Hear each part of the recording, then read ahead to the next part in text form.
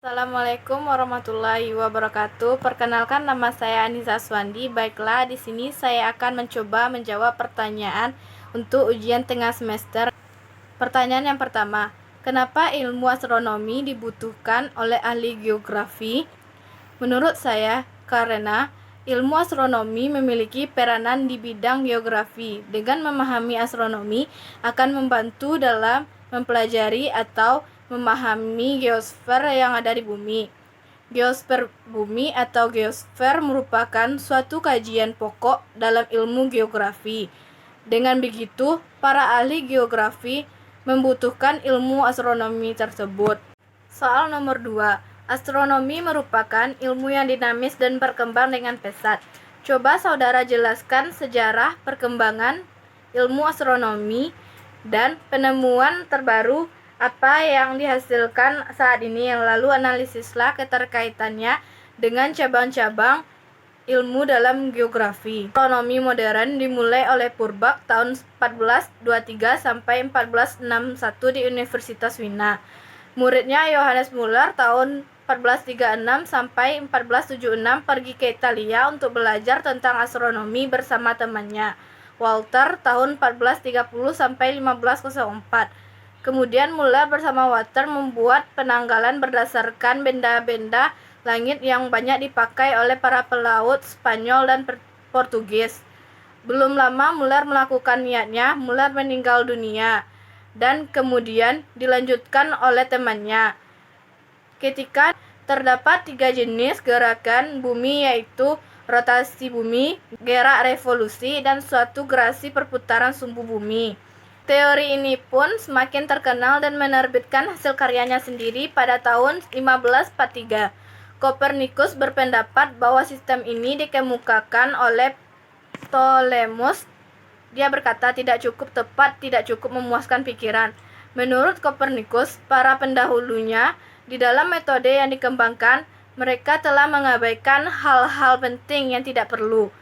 Kopernikus juga berpendapat bahwa lingkaran-lingkaran tersebut tidak diperlukan, dengan berpendapat bahwa bumi berputar pada sumbunya setiap hari dan bergerak melintasi orbitnya mengitari matahari setiap tahun.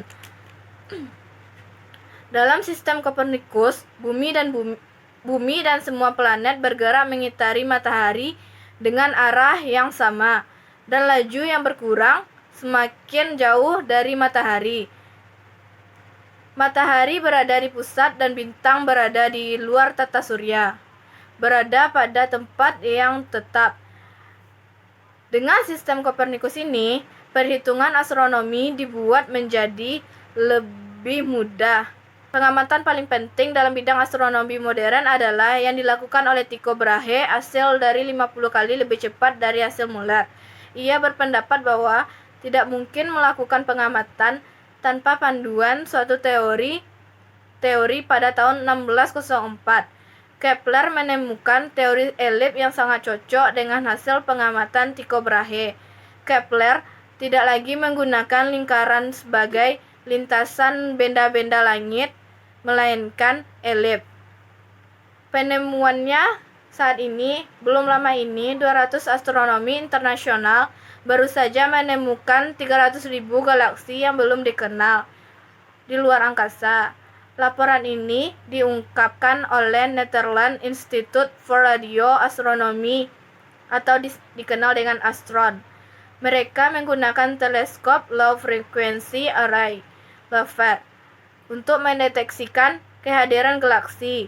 Dengan memanfaatkan teleskop LOFAR, astronomi bisa mendeteksikan adanya radiasi aneh yang diciptakan untuk memastikan kehadiran galaksi. Radiasi aneh ini ternyata bisa memproduksi emisi radio yang dapat dalam jarak jutaan tahun cahaya. Keterkaitan astronomi dengan cabang-cabang ilmu geografi lainnya adalah sebagai penunjang dari kajian dalam geografi. Yang kedua, berkaitan dengan benda serta fenomena luar angkasa yang pada hakikatnya memberi pengaruh pada keberadaan bumi.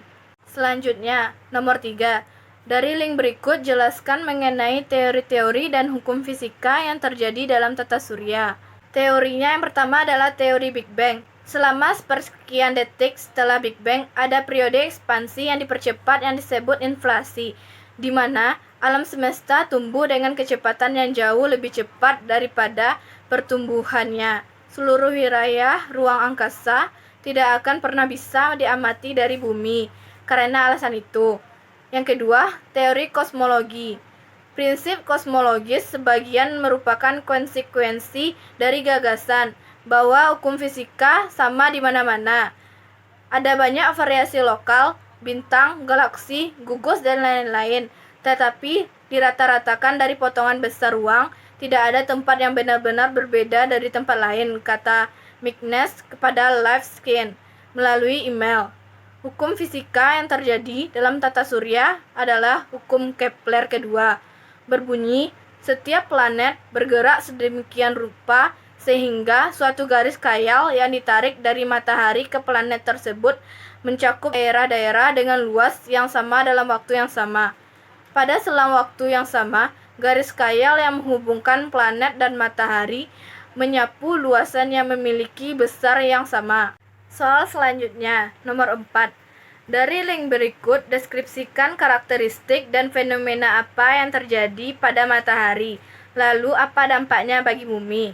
Karakteristiknya, matahari terbentuk sekitar 4,5 miliar tahun lalu di bulu Orion galaksi Bima Sakti. Yang kedua, munculnya pada saat awan debu dan gas atau dikenal dengan nebula.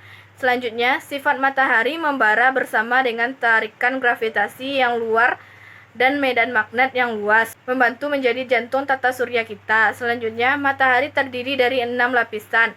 Yang pertama korona, kedua kromosfer, yang ketiga fotosfer, yang keempat zona konvektif, yang kelima radiasi, dan yang keenam inti dalam. Kemudian, bahan bakar matahari 91% hidrogen, 8,9% helium, 1% elemen lebih berat seperti karbon dan nitrogen. Kemudian, matahari kita adalah benda terbesar dan masif di tata surya. Lebih dari 180 bumi luas dan secara teoritis bisa muat 8 planet di dalamnya. Selanjutnya, mengandung 9,8% dari massa tata surya menyebabkan matahari dapat menarik planet ke arahnya. Tanpa matahari, planet akan melayang di tata surya. Plasma. Selanjutnya, plasma mendorong partikel bermuatan listrik menuju kutub bintang. Proses ini dapat mengubah matahari menjadi magnet raksasa.